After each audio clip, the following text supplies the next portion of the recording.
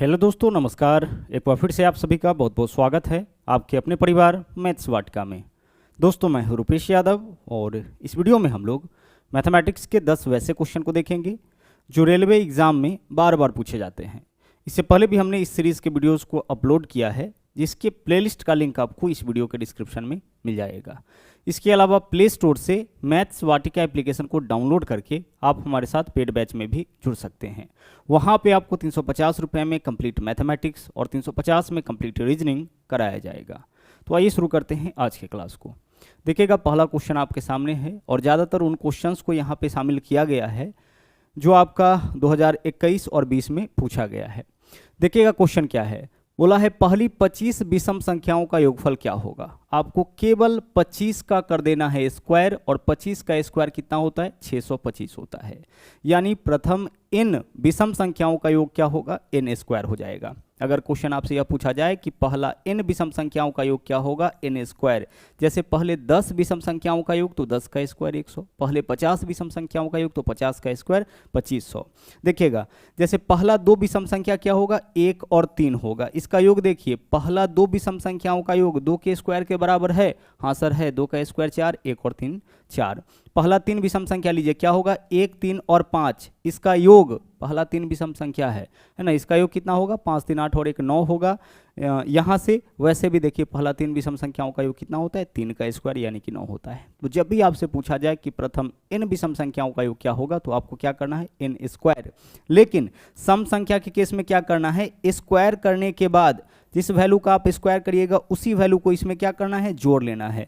जैसे क्वेश्चन यह पूछता कि पहले 25 सम संख्याओं का योग क्या होगा, तो हम करेंगे 25 का स्क्वायर प्लस 25। 25 का स्क्वायर 625 प्लस 25 कितना हो जाएगा, 650।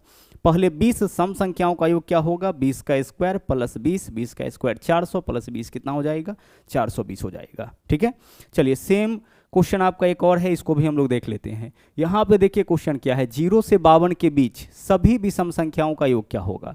तो 0 से 52 के बीच में कुल मिला के कितना विषम संख्या होगा, तो 52 तक में क्या होता है, 26 सम संख्या होगा और 26 विषम संख्या होगा। अगर पहला 4 देखा जाए तो पहले 4 संख्या में 2 सम संख्या 2 विषम संख्या, 1 2 3 4 लेते हैं तो 1 और 3 विषम है और 2 और 4 क्या है, सम है। तो पहला 4 संख्या में 2 सम संख्या 2 विषम संख्या, पहला 10 संख्या में 5 सम संख्या 5 विषम संख्या।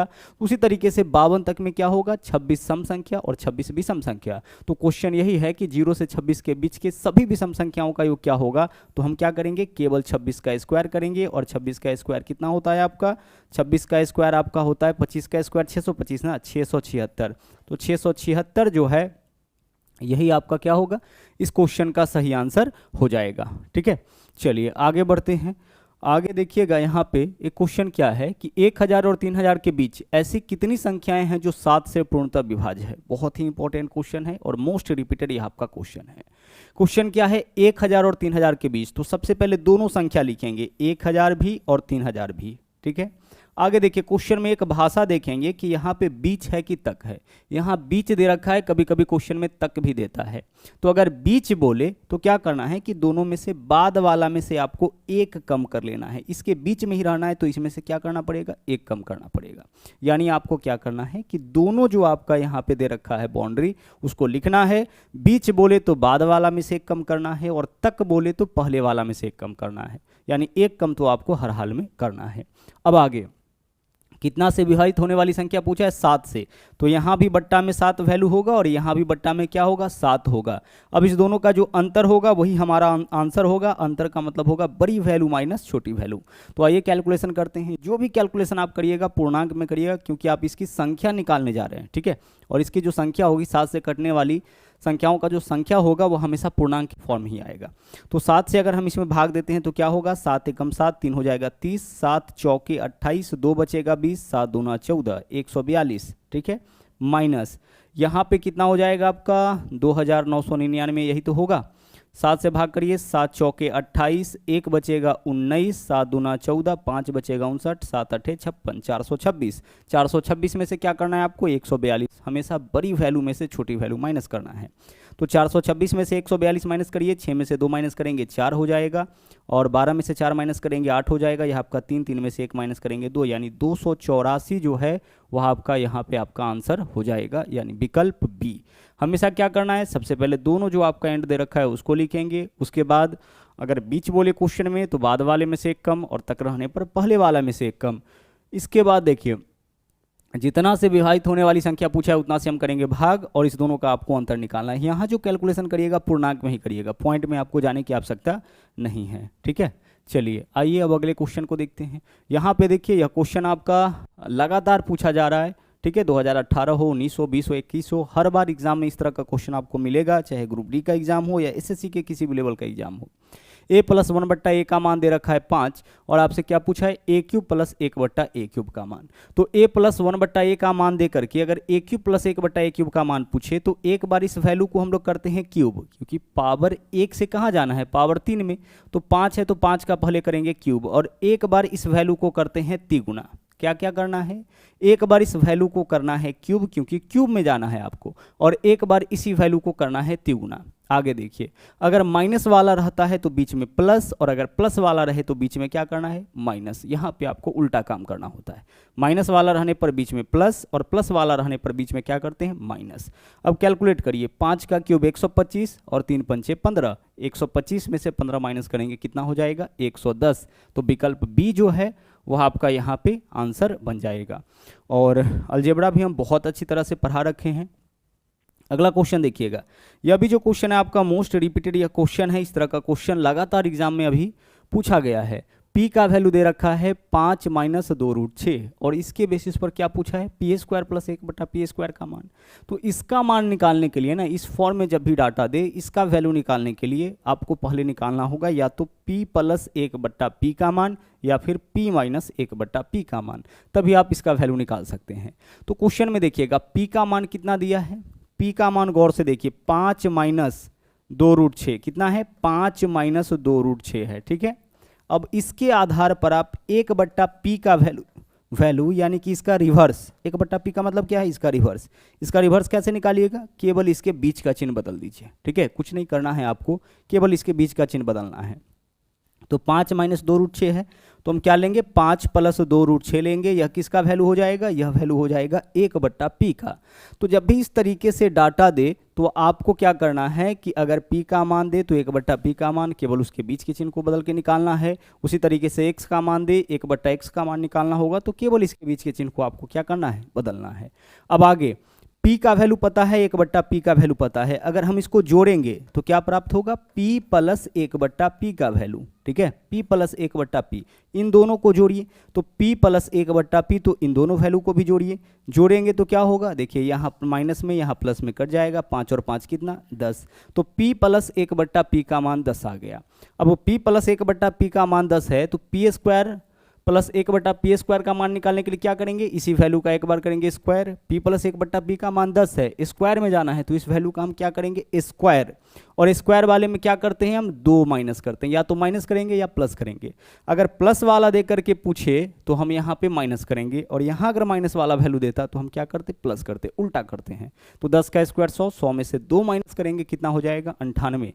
विकल्प डी जो है वो आपका इस क्वेश्चन का सही आंसर हो जाएगा। एक चीज और ध्यान रखिएगा कि सीधे जो रिवर्स वैल्यू होता है वह तब होगा जब इसके वर्गों का अंतर 1 होगा, जो कि ज़्यादातर क्वेश्चन में आपका रहता ही है। तो 5 का स्क्वायर 25 और 2√6 का स्क्वायर कितना हो जाएगा, 2 का स्क्वायर 4, √6 का स्क्वायर 6, 6 चौके 24, अंतर इन दोनों के वर्गों का अंतर 1 का है, ठीक है।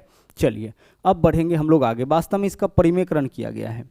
अगले क्वेश्चन में आइए, देखिएगा यहाँ पे क्या है, बोला है x + y + z का वैल्यू 0, और x² / yz + y² / zx + z² / xy का मान निकालना है। जिसका वैल्यू निकालना है उसको थोड़ा सा हम लोग अरेंज करते हैं। ऐसा करिए, इसका एलसीएम आप लीजिए, yz zx xy सब है, सभी को लिख दीजिए, किसी को रिपीट मत करिए, यही इसका एलसीएम हो जाएगा। yz zx xy सब जगह क्या है, xyz है, ठीक है। तीनों आ गया, तीनों वेरिएबल आपका आ गया, यही क्या होगा, इसका एलसीएम हो जाएगा। सबको लिखना है, कोई छूटना नहीं चाहिए। आगे अब इससे भाग करेंगे एलसीएम में, और भागफल से ऊपर वाला में गुना, ठीक है। भिन्न का जोड़ का तो यही तरीका होता है। तो yz से yz कैंसिल, क्या है, x, तो x से स्क्वायर में गुना करेंगे, क्या होगा, x3। आगे देख लीजिए, यहाँ पे y3 हो जाएगा और यहाँ पे क्या होगा, z3 हो जाएगा, ठीक है, जेड एक्स से जेड एक्स कैंसिल, वाई बचेगा, वाई से वाई स्क्वायर में गुना वाई क्यूब हो जाएगा। तो क्वेश्चन अल्टीमेटली क्या हो गया आपका कि x cube plus y cube plus z cube का मान क्या होगा। तो देखिएगा x cube plus y cube plus z cube का मान जो होगा वह 3xyz के बराबर होगा। कब होगा ऐसा? जब x plus y plus z का वैल्यू 0 हो। यानी आप इसको यहां से समझिए कि अगर क्वेश्चन में a plus B plus C का वैल्यू 0 दे रखा है तो A cube plus B cube plus C cube का जो वैल्यू होगा वह आपका 3abc के बराबर होगा। तो यहाँ पे क्या है आपका x plus y plus z का वैल्यू 0 है तो x cube plus y cube plus z cube का वैल्यू 3xyz के बराबर होगा। मतलब इसके बदले क्या लिख सकते हैं 3xyz, और बट्टा में क्या है xyz है। xyz से आपका यह कैंसिल हो गया, क्या बचा 3। तो आंसर आपका इस क्वेश्चन का क्या होगा? विकल्प ए हो जाएगा। आप क्वेश्चन को देख करके ना समझ सकते हैं कि यहाँ पे आपका आंसर क्या होने वाला है। ठीक है, चलिए बढ़ते हैं अगले क्वेश्चन में। अगला क्वेश्चन देखिएगा क्या है, यहाँ पे है आपका x बट्टा ए प्लस वाई बट्टा बी प्लस जेड बट्टा सी का मान √3। ठीक है, और इसका वैल्यू पूछ रखा है स्क्वायर वाला। स्क्वायर वाला पूछे तो केवल आपको इसका स्क्वायर कर देना है। √3 का स्क्वायर कितना हो जाएगा? 3। अब देखिए इसको कैलकुलेट हम अच्छी तरह से करते हैं। यहाँ पे आपका क्या है x बट्टा ए, तो हम x बट्टा ए को ना p मान लेते हैं, इसको मान लेते हैं, इस पूरे को हम मान लेते हैं p। ठीक है, इस पूरे को क्या मान लेते हैं? p। इस पूरे को क्या मान लेते हैं हम? q मान लेते हैं, और इसको मान लेते हैं हम r। यानी हमारे पास वैल्यू किसका है? x बट्टा ए यानी कि p का, प्लस y बट्टा बी यानी कि q का, और प्लस z बट्टा सी यानी कि r का, और इसका वैल्यू क्या है? √3। अब ध्यान रखिएगा कि आपने क्या किया है कि x बट्टा ए के बदले लिया है p, y बट्टा बी के बदले में q, और z बट्टा सी के बदले में आपने क्या लिया है यहाँ पे? r। अब यहाँ क्या है? a बट्टा x है, a बट्टा x, यहाँ x बट्टा a, तो x बट्टा a का उल्टा a बट्टा x। तो हमने x बट्टा a का मान p लिया है, तो x बट्टा a का मतलब क्या होगा? 1 बट्टा p हो जाएगा, प्लस b बट्टा y तो 1 बट्टा q, और यहाँ पे 1 बट्टा r। इसका वैल्यू क्या है? 0। यहाँ पे कैलकुलेट करिए p q r, यही तो एलसीएम होगा p q r। p से p कैंसिल, यहाँ पे क्या होगा? q r हो जाएगा, q से q कैंसिल, यहाँ p r होगा, और r से r कैंसिल, p q हो जाएगा, बराबर वैल्यू क्या आया? 0। यहाँ से देखिए क्या निकला, अगर इसको अरेंज करके लिखिए तो P Q plus q r plus R P का वैल्यू कितना हो गया आपका? 0 हो गया। ठीक है, चलिए रिपीट करते हैं। देखिए x बट्टा ए का मान p, तो यह क्या है? a बट्टा एक्स, मतलब इसका उल्टा, तो p का उल्टा 1 बट्टा p, तो इसके जगह 1 बट्टा p, इसके जगह 1 बट्टा q, इसके जगह 1 बट्टा r लिखेंगे। इस तरीके से कैलकुलेशन के बाद P Q plus q r plus R P का वैल्यू आ चुका है। अब क्वेश्चन क्या है? एक्स स्क्वायर बट्टा ए स्क्वायर यानी x बट्टा ए का होल स्क्वायर। तो x बट्टा ए के बदले में क्या माने हैं? p, यानी कि क्वेश्चन है p स्क्वायर प्लस यह हो गया आपका q square plus r square. इसका वैल्यू क्या होगा? यही आपका क्वेश्चन है। अब गौर से देखिए यहाँ पे जो तीनों में से जिस दो का मान दिया है और जिसका मान पूछा है उसमें क्या रिलेशन है? P square Q square R square plus यहाँ पे P plus Q plus R, और P Q plus Q P plus are P, इसमें क्या रिलेशन है? तो रिलेशन आपका एक फॉर्मूला से बनता है, वह फॉर्मूला क्या है? P plus Q plus r का होल स्क्वायर। इतना बराबर क्या होता है? इतना बराबर आपका होता है P square plus q square plus r square plus 2 into, ठीक है, 2 इंटू क्या होगा? P Q plus q r plus are p, यही होता है। अब जिसका वैल्यू दे रखा है उसके वैल्यू को पुट करते जाइए। p plus Q plus r का मान कितना है? √3, तो यहाँ पे लिखेंगे √3, स्क्वायर करेंगे कितना हो जाएगा? 3, बराबर p square plus q square plus r square, इसका वैल्यू तो हमें निकालना है। और आगे देखिए, आगे क्या है आपका? P Q plus q r plus R P, इसका वैल्यू 0, तो 0 में 2 से गुना करेंगे यानी 0 हो जाएगा। यह पार्ट पूरा 0 में इसको जोड़ेंगे तो इतना ही वैल्यू रह जाएगा, यानी p square plus q square plus r square का वैल्यू कितना? 3। और p square plus q square plus r square किसके लिए माने थे? इसके लिए माने थे, मतलब इसका भी वैल्यू क्या होगा आपका? 3 ही होगा। ठीक है, चलिए अगले क्वेश्चन में आइए। यहाँ पे देखिए क्या है? एक्स स्क्वायर वाई स्क्वायर यानी एक्स वाई का होल स्क्वायर लिख सकते हैं इसके लिए, एक्स वाई का होल स्क्वायर। हाँ सर, लिखा जा सकता है। अब ऐसा करिए, इस क्वेश्चन में ना आप एक्स स्क्वायर यानी एक्स गुने वाई के लिए कोई एक वेरिएबल ले लीजिए। हम एक्स गुने वाई के लिए ए ले लेते हैं, तो एक्स स्क्वायर वाई स्क्वायर का मतलब क्या है? ए स्क्वायर प्लस 1 बट्टा, इसके लिए क्या माने हैं? ए माने हैं, तो ए स्क्वायर, तो ए स्क्वायर प्लस 1 बट्टा ए स्क्वायर का वैल्यू 83। आगे एक्स वाई की जगह क्या माने हैं? ए, माइनस 1 बट्टा एक्स वाई की जगह क्या है? ए, इसका वैल्यू पूछ रखा है। ठीक है, हमने क्या किया इस क्वेश्चन में कि एक्स वाई के जगह हमने माना ए, तो एक्स स्क्वायर वाई स्क्वायर को हम ऐसे लिख सकते हैं एक्स वाई का होल स्क्वायर, तो एक्स वाई के जगह ए मतलब ए स्क्वायर, तो यह ए स्क्वायर, यहाँ पे भी ए स्क्वायर, ए स्क्वायर प्लस 1/a² का मान दिया है और a माइनस 1/a का मान पूछा है। अब देखिएगा, अगर इसका मान दे करके इसका वैल्यू पूछता तो हम क्या करते, देखिए a और यहाँ स्क्वायर है, तो इसका मान दे करके इसका वैल्यू पूछता तो हम स्क्वायर प्लस 2 करते, ठीक है। a माइनस 1/a का मान दे करके a स्क्वायर प्लस 1/a² का मान पूछता तो हम स्क्वायर प्लस 2 करते। तो आप सोचिए कि ऐसा कौन सा वैल्यू है जिसके स्क्वायर प्लस 2 करने पर 83 आएगा। सर ऐसा वैल्यू है 9, 9 का स्क्वायर 81 प्लस 2 कितना होगा 83। तो हमारा जो आंसर होगा इस क्वेश्चन का वह हो जाएगा आपका 9, ठीक है। a माइनस 1/a का जो भी वैल्यू होगा उसकी स्क्वायर प्लस 2 करने पर इसका वैल्यू आता है, ठीक है। चलिए अगले क्वेश्चन में आइए, यहाँ पे देखिएगा क्या है, यहाँ पे क्वेश्चन है आपका x प्लस 1/x का मान दिया है और x माइनस 1/x का मान पूछा है। मतलब केवल क्या है, केवल बीच का चिन्ह आपका बदला गया है। यहाँ भी पावर 1 है, यहाँ भी पावर 1 है, यानी कि दोनों जगह पावर तो सेम है, क्या है केवल बीच का चिन्ह बदला हुआ है। करना क्या होता है गौर से समझिएगा, अगर x प्लस 1/x का वैल्यू दे रखा है a, ठीक है, और आपसे x माइनस 1/x का वैल्यू पूछ दे, यानी कि पावर सेम है, तो हमें पहले तो इसका करना पड़ेगा स्क्वायर, और जब भी स्क्वायर करेंगे तो या तो प्लस या फिर माइनस करेंगे 4। तो स्क्वायर किए हैं, यहाँ अगर माइनस हो इसमें उल्टा हो जाता है, यहाँ अगर माइनस हो तो -4 करेंगे, यहाँ अगर प्लस हो यानी प्लस वाला का वैल्यू निकालना होगा तो +4, माइनस वाला का तो -4। और चूंकि स्क्वायर कर चुके हैं इसलिए फिर से रूट करना पड़ेगा, रूट करेंगे तभी आपका क्या होगा, तभी आपका इसका जो पावर है वह फिर से 1 हो जाएगा, डिग्री फिर से 1 हो जाएगा। तो पहले पावर 2 किए फिर रूट किए ताकि पावर आपका सेम हो जाए, तो क्या करना पड़ेगा स्क्वायर -4।